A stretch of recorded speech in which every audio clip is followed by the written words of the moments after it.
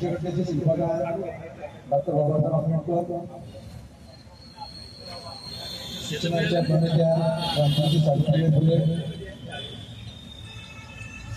महात्मा फुले आणि ज्यांच्या जयंती आहे ते डॉक्टर सर्वपल्ली राधाकृष्णन या सर्वपल्लींना मी अभिवादन करतो।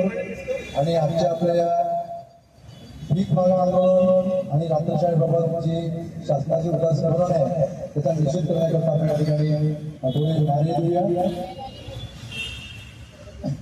महाराष्ट्र शासन, महाराष्ट्र शासन, महाराष्ट्र शासन, महाराष्ट्र शासन, महाराष्ट्र शासन। देवा भाऊ, देवा भाऊ, देवा भाऊ, देवा भाऊ, देवा भाऊ। जय कुमार जी, पैसे द्या। जय कुमार जी, जय कुमार जी, जय कुमार जी। दादा भुसे, दादा भुसे, और दादा भुसे, और दादा भुसे। महाराष्ट्र शासन, महाराष्ट्र शासन, महाराष्ट्र शासन, महाराष्ट्र शासन। अरे होश में आके, अरे होश में आके, अरे होश में आके, अरे बात तो तुमको, अरे बात तो तुमको, अरे बात तो तुमको, अरे न्याय तो तुमको, न्याय तो तुमको, न्याय तो तुमको नहीं देंगे तो, नहीं देंगे तो। महाराष्ट्र त्यांचे उपदानाची ग्रॅच्युटी आणि पेन्शन फीची रक्कम ज्याला अंशराशीकरण म्हणतो ती जवळपास 150 कोटीची रक्कम शासनाकडे थकीत आहे। शासनाकडे विकासाच्या योजना राबवायला पैसे आहे। लाडक्या बहिणी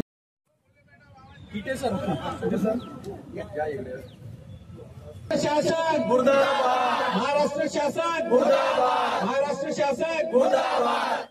महाराष्ट्र शासनाचा, महाराष्ट्र शासनाचा देवा भाऊ पैसे द्या, देवा भाऊ पैसे द्या, देवा भाऊ पैसे द्या।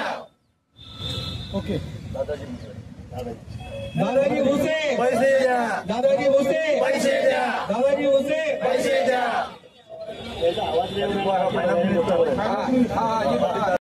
अजित दादा पैसे द्या, अजित दादा पैसे द्या। पैसे नसतील तर भीक मागा, पैसे नसतील तर भीक मागा, पैसे नसतील तर भीक मागा। महाराष्ट्र शासनाचा, महाराष्ट्र शासनाचा। ठीक आहे, एक मिनिट महाराष्ट्र नवनिर्माण शिक्षक शिक्षकेतर सेनेचा ठीक आहे, रेडी। शिक्षका दोन संघटना मिळून करतात, काय तुमच्या मागण्या आहेत आणि काय सांगा? महाराष्ट्र नवनिर्माण शिक्षक व शिक्षकेतर सेना माननीय राजसाहेब ठाकरे यांच्या प्रेरणेने, त्यांच्या मार्गदर्शनाने या ठिकाणी आम्ही एकत्र आलो आहोत। गेल्या 1.5 ते 2 वर्षापासून नागपूर जिल्हा परिषदचे जे प्राथमिक शिक्षक केंद्र प्रमुख आहेत ते सेवानिवृत्त झालेले आहेत आणि त्या सेवानिवृत्त असलेल्या शिक्षकांचा जे उपदान आहे, ग्रॅच्युटी म्हणतो आपण त्याला, आणि अंशराशीकरण म्हणजे पेन्शन विक्रीची रक्कम, ह्या दोन्ही रकमेचे तुलना जवळपास 150 कोटी रुपयाचा अनुदान थकीत आहे। आणि ही थकीत रक्कम आपल्याला मिळवून आम्ही गेल्या 1.5 वर्षापासून सतत शासनाशी, जिल्हा परिषद प्रशासनाशी पत्रव्यवहार करतो, पण कोणीही शासन किंवा जिल्हा परिषद प्रशासन आम्हाला त्याचा रिस्पॉन्स देत नाही। आणि म्हणून आम्ही या ठिकाणी 5 सप्टेंबरला शिक्षक दिनाच्या दिवशी तरी आमच्या मागण्या शासनाने आपल्याकडे लक्ष द्यावं याकरता आम्ही एकत्र आलो आहोत। आमची पहिली मागणी, मुळात ही मागणी आहे की गेल्या 1.5 वर्षापासून आमचे जे उपदानाचे आणि अंशराशीकरणाचे पैसे थकीत आहेत, गट विमा योजनेचा अंतिम परतावा थकीत आहे, या तिन्ही हेडचे पैसे आम्हाला 150 कोटीची रक्कम शासनाने अनुदान म्हणून नागपूर जिल्हा परिषद देण्यात येईल। दुसरी मागणी अशी आहे की ही जी पेंडन्सी आहे, 400-500 लोकांचे जे पैसे आमचे पेंडिंग असतात रिटायर्ड लोकांचे, तर आमची अशी मागणी आहे की दर महिन्याला जे काही 50-60 लोक रिटायर्ड होतात, 30-40 लोक रिटायर्ड होतात, त्यांना दर महिन्याला शासनाने 10 ते 12 कोटी रुपयाचं अनुदान द्यावं। तिसरी मागणी अशी आहे आमची की गट विमा योजना हा 5-5 वर्षांनी दिल्या जात नाही। आमच्या पगारात आम्ही 35 वर्ष 40 वर्ष सेवा झाल्यानंतर पैसे कपात करून देतो गट विमा योजनेचे। ही रक्कम शासन अंतिम परतावा, अंतिम विषय करून, फायनल विषय करून आम्हाला देऊ शकत नाही, याच्यावरून आम्हाला आश्चर्य वाटते। जिल्हा परिषदला अशी एक पत्रव्यवहार त्यांनी केला होता की 12% तुम्हीच जे थकीत रक्कम भरा। म्हटलं आमचे पैसे पगारातनं कटले आहे तर आम्हाला आमचे पैसे, आम्हाला जे कटले आहेत ते पैसे आम्हाला परत द्या। नुसत्या सरकारच्या एंट्रीवरून तुम्हाला थकीत रकमेची मागणी करता तुम्ही, हे काही चुकीचं आहे, बरोबर नाही. आणि म्हणून ते पत्र जिल्हा परिषद त्यावेळेस मागे घेतलं होतं. पण अजूनही 5-5 वर्षापासून गट विम्याची रक्कम मिळत नाही आहे. तिसरा मागणी अशी आहे की संपूर्ण राज्यामध्ये कुठल्याच जिल्हा परिषदला शिक्षण विस्तार अधिकारी श्रेणी 3ची पदं रद्द केलेली नाही आहे. तिथे पदोन्नतीनी पदं भरण्यात येत आहे. परंतु नागपूर जिल्हा परिषद हे राज्यामध्ये एकूण जिल्हा परिषद आहे की त्यांनी शिक्षण विस्तार अधिकारी वर्ग 3 श्रेणी 3ची पदं व्यापकच करून टाकली. 10 वर्षांमध्ये त्यांची पदच नाही भरली, प्रमोशन दिलं नाही. त्यामुळे आमच्यासारखे जे लोक आहेत ज्यावेळेस पदोन्नतीमध्ये आले असते, आमचं फार आर्थिक नुकसान झालेलं आहे. आमची त्याच्याच मागणी आहे की शासनानं त्या गाईडेटपासून ही पदं भरावी आणि जे काही ज्या पात्र उमेदवार असतील, पात्र सेवांकित शिक्षक असतील, त्यांना एक वेतनवाढ, त्या पदोन्नतीची वेतनवाढ पुन्हा देण्यात यावी, मंजूर करण्यात यावी. अशा प्रमुख 3 मागण्या आमच्याकडे, 3-4 मागण्या आम्ही शासनाकडे केलेल्या आहेत. शासनाला आमची हात जोडून विनंती आहे की महाराष्ट्राचे मुख्यमंत्री नागपूरचे, महाराष्ट्राचे महसूल मंत्री नागपूरचे, नागपूरचे जे पालकमंत्री बावनकुळे साहेब नागपूरचे, कोराडीचे, हे 3ही महानुभाव इथं असताना, 2-3 लोक असताना आमच्या नागपूरकरांकडे दुर्लक्ष का होतं की त्यांच्या जिल्हा परिषदच्या 400-500 लोकांना पेन्शन बरोबर मिळत नाही. 6-6 महिने पेन्शन पिकूसाठी मला वाट बघावी लागते. हे असं जर नागपूरमध्ये सुरू असेल तर मुख्यमंत्र्यांनी याकडे लक्ष द्यावं, देवाभाऊंनी याकडे लक्ष द्यावं. आणि आम्ही जी भिक्षापत्र ठेवलेले आहे, ते भिक्षापत्रात आजची रक्कम जमा होणार आहे. ती रक्कम आम्ही डिमांड ड्राफ्ट काढून माननीय मुख्यमंत्र्यांच्या निधीला आम्ही जमा करणार आहोत. आज इथं सर्व जिल्हा परिषदेचे शिक्षक आहेत की खाजगी शाळेचे पण शिक्षक आहेत? येथे सर्व जिल्हा परिषदचे शिक्षक आहेत आणि रात्रकालीन समस्या करताचे रात्रशाळेचे गणपती खाजगी शाळेत त्याबद्दल ज्याप्रमाणे आता जिल्हा परिषद शाळा संपवण्याचं शासनाने निर्धार केलेला आहे, तुम्हाला काय वाटतं की शिक्षकही संपवण्याचा निर्धार ते करतात की काय?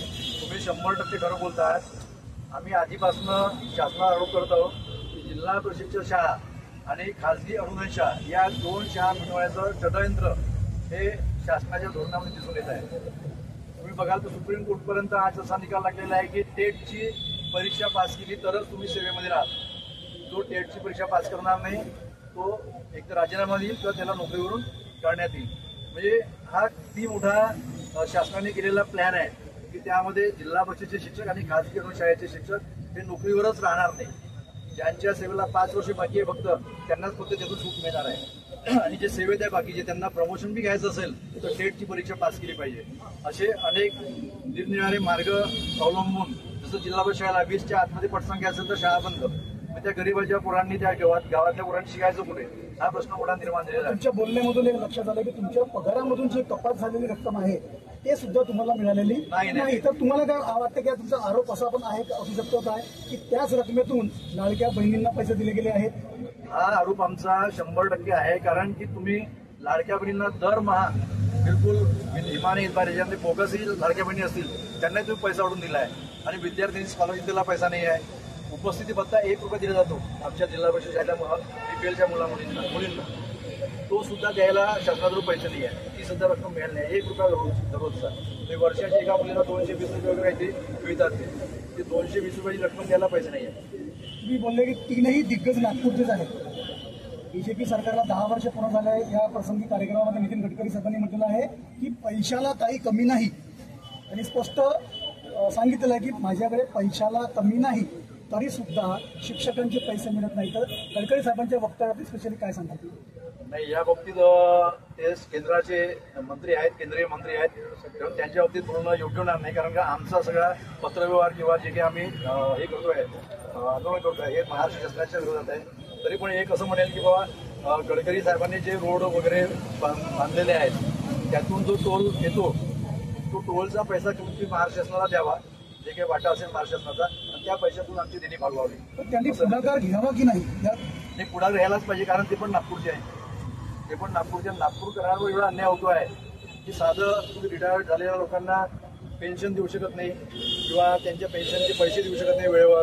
तर त्यांनी पुढाकार घ्यायलाच पाहिजे. राज्य सरचिटणीस, महाराष्ट्र नवनिर्माण, शिक्षक शिक्षकेतर सेना,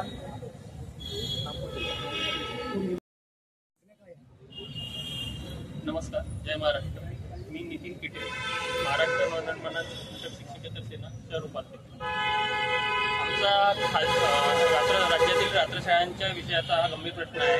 यातील महाराष्ट्र शासनाच्या फक्त महाराष्ट्रातच रात्रशाळा आजपर्यंत आहे आणि शाळेतील कर्मचारी हे पूर्णतः अर्धवेळ असतात. परंतु रात्रशाळेतील कर्मचाऱ्यांच्यासाठी तावडेसाहेब शिक्षण मंत्री असताना 2017ला त्यांनी शासन निर्णय काढलेला होता.